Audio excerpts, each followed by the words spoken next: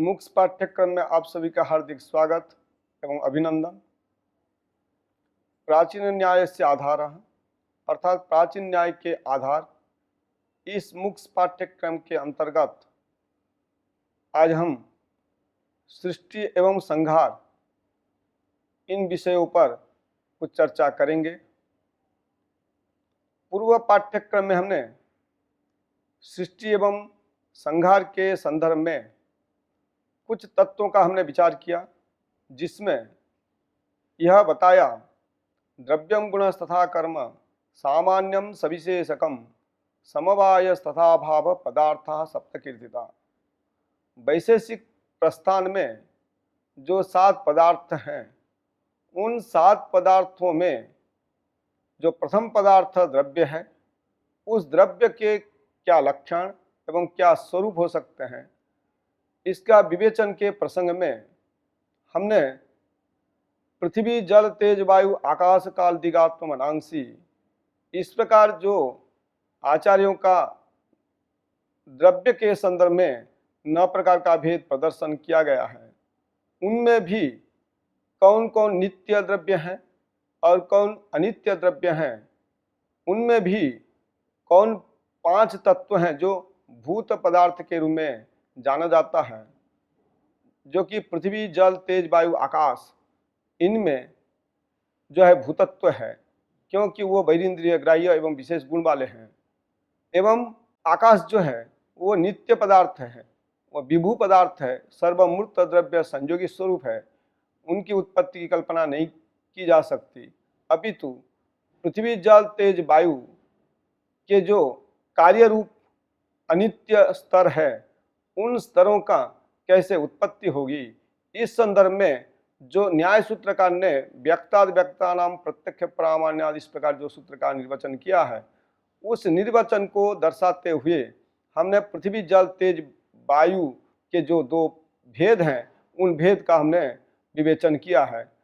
वर्तमान प्रकरण में हम सृष्टि का क्या प्रयोजन है और सृष्टि कैसे की जाती है, व शास्त्रकारों का क्या सम्मत है, उसमें भी विशेषतः हमें न्याय सूत्र के संदर्भ को पीछे रखते हुए वर्तमान जो वैशेषिक प्रस्थान है, वैशेषिक प्रस्थान के जो सूत्रकार महर्षि कणाद हैं, उनके सूत्र ग्रंथ के ऊपर जो प्रशस्त पादाचार्य ने जो भाष्य लिखा है, उस भाष्य में पृथ्वी निरूपण, जल निरूपण, तेज निरूपण एवं वायु निरूपण, इन 4 तत्वों के निरूपण के पश्चात सृष्टि संहार के क्रम को प्रदर्शित किए हैं।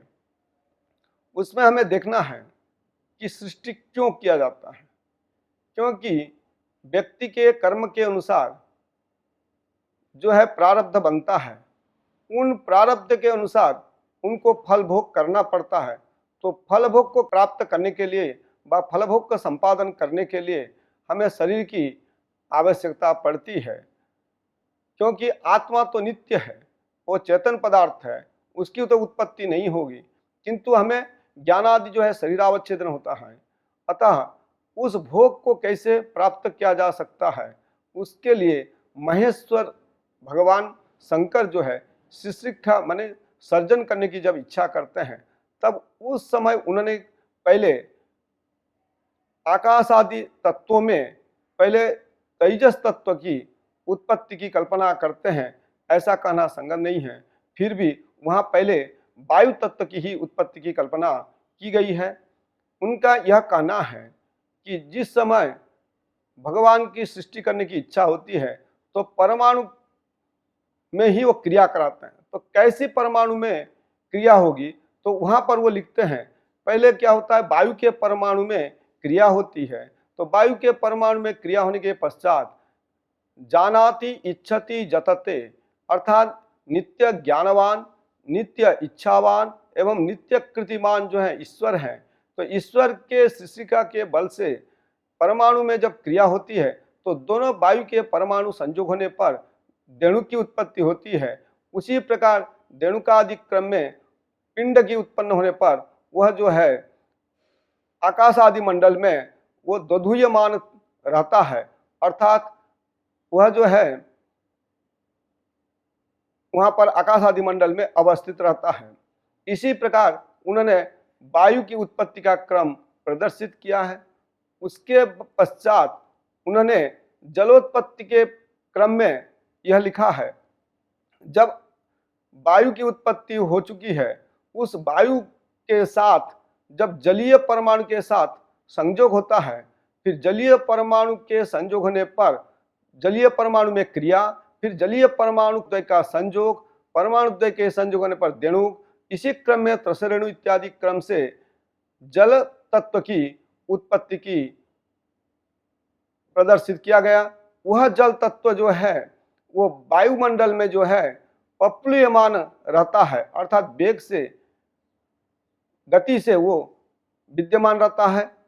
उसके पश्चात जल तत्व के निर्वचन के पश्चात उन्होंने फिर पृथ्वी तत्व की उत्पत्ति होती है, अर्थात पृथ्वी तत्व की सृष्टि होती है। इस प्रकार उन्होंने प्रदर्शन किया है।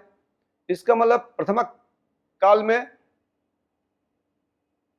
वायु तत्व की उत्पत्ति, द्वितीय काल में जलीय तत्व की उत्पत्ति, तीसरे काल में जो है उन्होंने पृथ्वी तत्व की उत्पत्ति की प्रकार प्रदर्शित किया है, जिसमें उन्होंने भाष्यकार ने यह कहा कि जिस समय जलीय परमाणु से उत्पन्न देणुकादि क्रम में जो पिंड है, वह पिंड जब वायु में पप्लुयमान रहता है, उस समय जलीय परमाणु का संयोग होता है पृथ्वी परमाणु के साथ, अर्थात पृथ्वी परमाणु में क्रिया, क्रिया तो संयोग, उसी क्रम में पृथ्वी परमाणु द्वय के संयोग से देणुक, देणुक के क्रम से त्रसरेणु इत्यादि क्रम से महान पृथ्वी की उत्पत्ति होती है।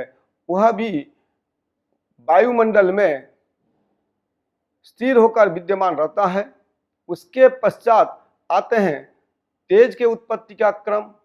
तेज के उत्पत्ति के क्रम में भाष्यकार यह कहते हैं कि जब हमारे वायु तत्व एवं जलीय तत्व एवं पृथ्वी तत्व की उत्पत्ति हो जाती है, उसके बाद पृथ्वी परमाणु के साथ तेजस परमाणु का संयोग होता है, अर्थात पृथ्वी परमाणु में क्रिया, पृथ्वी परमाणु में क्रिया के अनंतर दोनों पृथ्वी परमाणु का संयोग से देणुक एवं इसी क्रम में त्रसरेणु की उत्पत्ति होती है।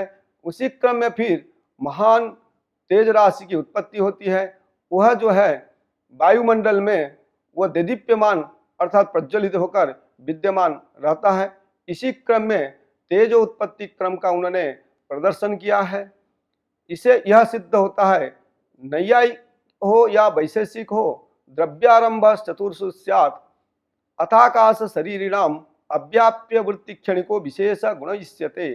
इस प्रकार विश्वनाथ पंचानन भट्टाचार्य के जो कारिका हैं, उन कारिका के विवेचन में द्रव्यारंभ चतुर्षु स्यात्, द्रव्य के आरंभक जो है चार ही तत्व होते हैं, पृथ्वी, जल, तेज और वायु। इनके जो है परमाणु रूप जो है ये सृष्टि के प्रति अर्थात जगत के निर्माण के प्रति ये समवायी कारण होते हैं। इन्हीं से ही जगत की सृष्टि होती है। इस प्रकार इन्होंने प्रतिपादन किया है, जिसको ध्यान में रखते हुए आचार्यों ने आरंभवाद या असत्कार्यवाद के रूप में व्यवस्थापन किया है।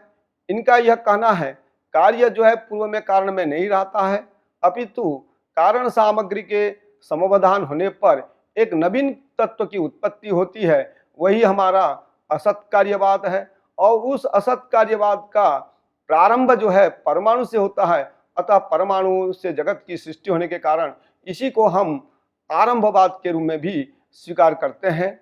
इसके बाद जब पृथ्वी, वायु तत्व, जल तत्व एवं पृथ्वी तत्व एवं तेज तत्व के उत्पत्ति होता है, उसी क्रम में महान अंड के उत्पत्ति होती है। उसी अंड के अनुसार ही सारा संसार जो है अपने अपने भोग के अभिभूत होकर अपने अपने धर्म एवं अधर्म के बल से शरीर को धारण करते हैं। उसी शरीर के अनुसार ही ये अपने अपने कर्मानुसार फल का भोग करते हैं। इसी प्रकार शास्त्रकारों ने फिर यहाँ पर यह ध्यान रखना चाहिए, जो पार्थिव शरीर हैं वो जोनिज एवं अयोनिज के भेद से माना जाता है। अर्थात मनुष्य आदि शरीर जो हैं यो योनिज हैं, किंतु भगवान का जो शरीर होते हैं वो अयोनिज होते हैं। इसके संदर्भ में भी उन्होंने प्रजापति के जो दिन काल इत्यादि का गणना करते हुए उनको भी अयोनिज शरीर के रूप में प्रतिष्ठापित किया है। इस प्रकार जन्म पुनर्जन्मवादों का भी उन्होंने विश्लेषण किया है। इस जन्म में जो कर्म करते हैं, अगर उस कर्म फल का इस जन्म में हमको प्राप्ति नहीं होती है तो अग्रिम जन्म में हमें पूर्व शरीर धारण करते हुए फिर हमें उस कर्म फल का भोग करना आवश्यक है। इसके लिए भी सृष्टि की जाती है। अतः प्रमेय निरूपण के प्रसंग में आचार्य सूत्रकार जो है महर्षि गौतम ने भी पुनर्जन्मवाद का स्वीकार किया है, जिसके लिए उन्होंने प्रत्यभाव सूत्र का प्रतिपादन किया है। अर्थात पुनरुत्पत्ति प्रत्यभावः, प्रत्यय शब्द अर्थ है मृत्वा, अर्थात मरकर जो फिर उत्पत्ति है, जिसको भगवत गीता ने भी स्वीकार किया है, जातस्य ही ध्रुवो मृत्यु ध्रुवम जन्म मृतस्य च।